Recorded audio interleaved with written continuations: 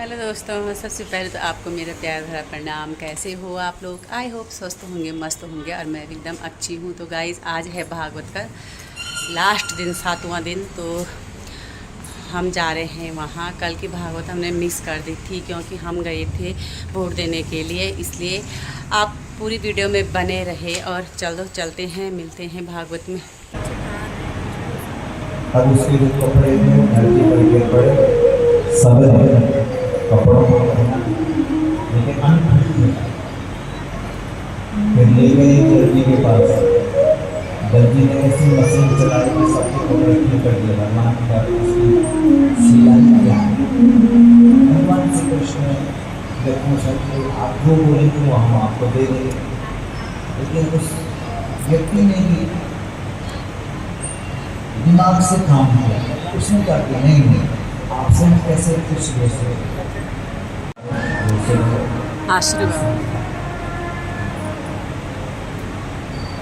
आशीर्वाद से बड़ी चीज है तो धरती पर कुछ। अगर हम पूछेंगे कि आप इतने लोग यहाँ पर बैठे हुए हैं, क्यों आए हैं, किस चीज के लिए आए हैं, बताएं। आशीर्वाद के लिए, आशीर्वाद के लिए। जो हमारे भुवनेश्वरी माता, भुवनेश्वरी माता क्यों आई है? आशीर्वाद के लिए। कोई पद तो बचे हुए हैं।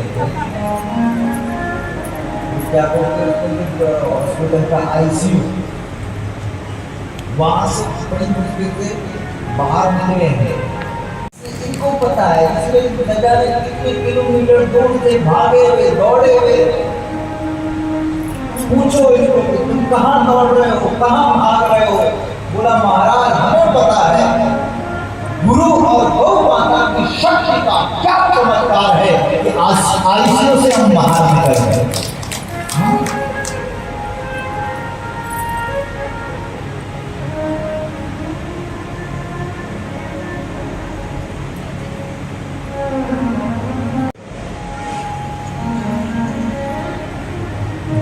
आशीर्वाद है, इसमें वो ताकत है, बड़े बड़े कामों को आसानी से कर देता है। कई बार न जाने कितने बड़े बड़े डॉक्टरों के पास चले गए, बड़े बड़े हॉस्पिटल में चले गए, फिर भी काम नहीं बन रहा। लेकिन जैसे एक सिंपल कोड़ा अपने देवता के नाम का, वैसे भी काम बनता है। अच्छी बात है। जो सिलाई सिलने वाला व्यक्ति था, उसने कहा महाराज आशीर्वाद चाहिए। भगवान ने भी हृदय में हाथ लगाया और कहा कि ठीक है, जाओ, ये मेरा आशीर्वाद है कि जब तक तुम्हारे वंश और खानदान में मशीन चलती रहेगी, तब तक तुम्हारे घर में कभी भी धन और संपदा की कोई कमी नहीं रहेगी। कंस और कृष्ण दोनों का एक ही खानदान है, लेकिन खान पान अलग है।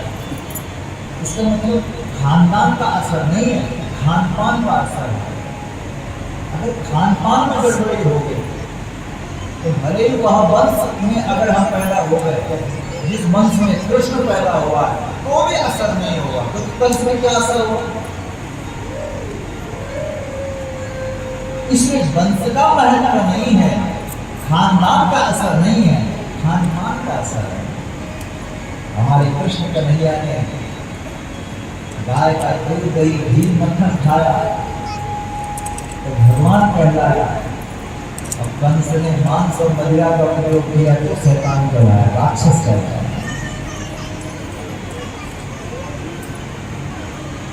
भावानंद को पता लगा कि भाई ये तो धीरे का छोड़ा है, अपना कहाँ है। रोने लगे तो कृष्ण ने अपने भावानंद को हृदय से लगाया, कहा बाबा, केवल जन्म देने से ही कोई माता पिता नहीं हो जाता। भले देवी और उस देव ने मुझे जन्म दिया है, लेकिन आपने भी तो मुझे जन्म दिया। तो हमने क्या जन्म दिया? बोला, आपने मेरे अंदर जो संस्कारों का दीपक जलाया है, वह भी तो माता पिता ही कहलाते हैं। आपके माँ बाप हैं, भाव से बड़े प्यार से माता नंद और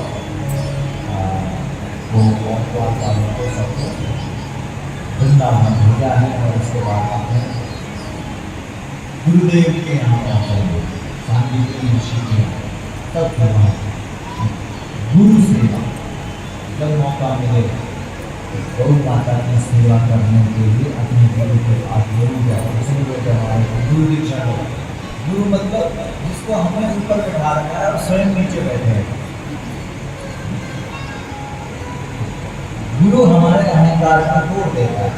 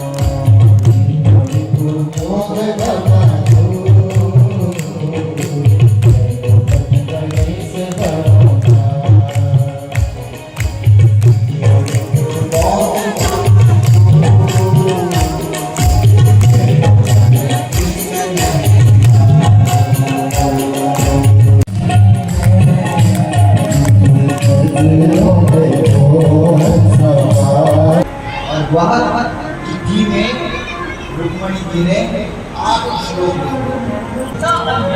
दूसरा नहीं, चाहे तो बनाओ को पूरे चाहे को पूरे चाहे संधि को पूरे चाहे गाय माता को नारा को नरसिंह को पूजो, किसी भी इष्ट को पूजो, लेकिन एक इष्ट हो। इसलिए रुक्मणी जी क्या बोल रही है? रुक्मणी नहीं बोल रही है कि हे कृष्ण, अब मैंने अपने आप को तुम्हें समर्पित कर दिया, वैसे तेरी कथा नहीं है, तब से अपने आप को आपको चढ़ा दिया। बंसी बजाने की जरूरत नहीं है। बोला फिर क्या बजाऊं मैं? बोला बांसुरी तब बजा जब कोई गोपी प्रसन्न हो, जब गाय आनंद में हो, जब गाय माता का कत्लेआम हो रहा हो, जब गाय इस देश में काटी जा रही हो और बेटियों को गर्भ में ही मारा जा रहा हो, तो उस वक्त तुझे बांसुरी बजाने की जरूरत नहीं है। तब तुझे अपने हाथ पर धनुष बाण लेकर के राम बन करके प्रकट होना चाहिए। और देखते देखते वृंदावन के मंदिर में कृष्ण की मूर्ति जो बंसी बजा रही थी, वह धनुष बाण लेकर के भगवान राम रहे थे। सच्ची घटना है। तुलसीदास जी के सामने वृंदावन में जो कृष्ण कन्हैया है, वो धनुष बाण लेकर के राम बन करके खड़ा हो गया। इसलिए रुक्मणी जी ये बोल रहे थे, हे कृष्ण कन्हैया आना, लेकिन क्या बन करके आना? नरसिंह बन करके आना। बोलो नरसिंह भगवान।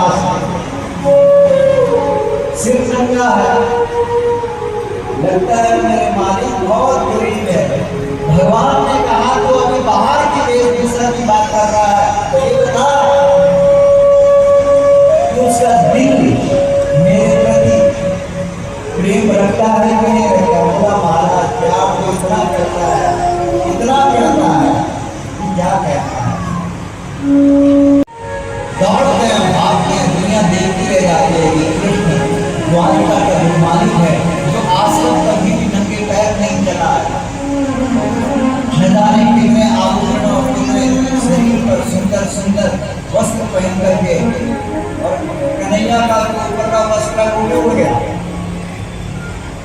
पैरों पर कुछ पहना ही नहीं है। तो पागलों की तरह भगवान कृष्ण भाग रहे हैं, किसके लिए? सुदामा। और तब सुदामा को उठाकर और अपने हृदय से चिपका देते हैं। पता ही नहीं लग रहा है कि कौन सुदामा है और कौन कृष्ण है। नहीं, दोस्ती करनी है तो कृष्ण के साथ करो, जो एक सेकंड में अपने से जोड़ देगा। भगवान कृष्ण ने सिंहासन पर बिठा दिया, उस सिंहासन पर स्वयं बैठे और उस सिंहासन पर बैठे अपने आंखों के आंसुओं से कृष्ण के चरणों को धोने लगे।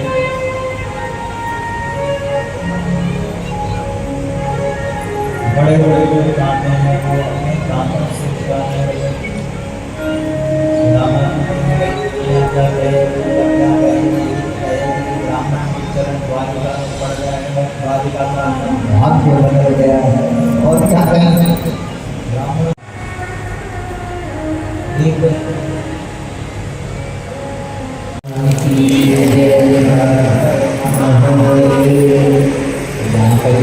का नाम आ सकता है, तो आगे नहीं जाने वाली पोथी में आपका और हमारा नाम क्यों नहीं आ सकता है?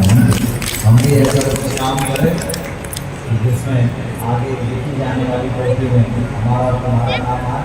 दुनिया बोले तो हाँ भाई, आस्था वेटिंग पॉइंट में हमारी सूची माता और उनका पूरा परिवार, जरूरी परिवार, आशुतोष जी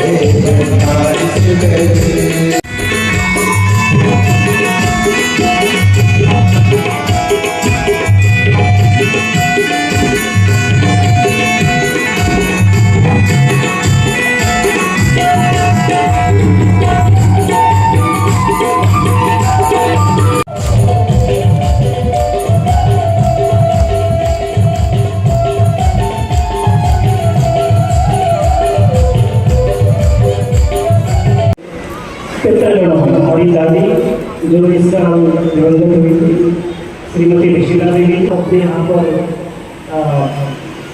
दर्ज की। सो आप सभी का यहाँ पर अभिनंदन।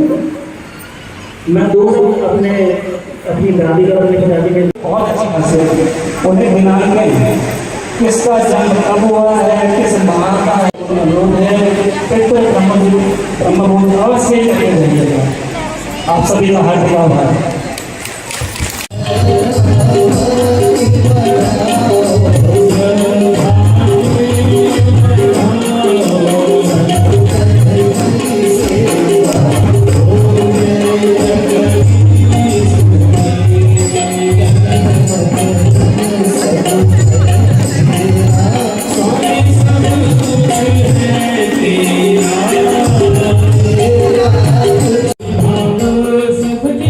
you.